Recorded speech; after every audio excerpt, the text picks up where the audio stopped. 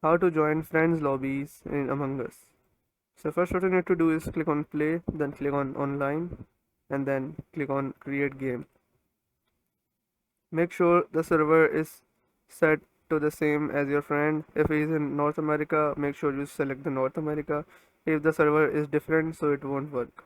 Just click on create game, then click on confirm, and then here you'll see room code. Just send this to your friend and he will enter the code and join your lobby. So yes, this is how you can do it.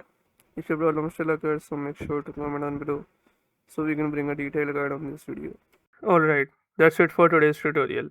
I really hope this video helped you solve your problem or learn something new about your PC. My goal on this channel is to make everything about computers simple and easy, whether it's fixing errors, downloading software or any game, boosting performance of any Windows or any game, or understanding new tools. If this video was helpful in any way, don't forget to hit the like button because it really motivates me to keep bringing you more useful content.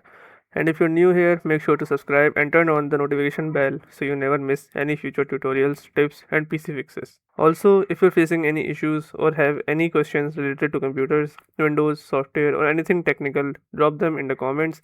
I read all of your comments and I'll try my best to help you out.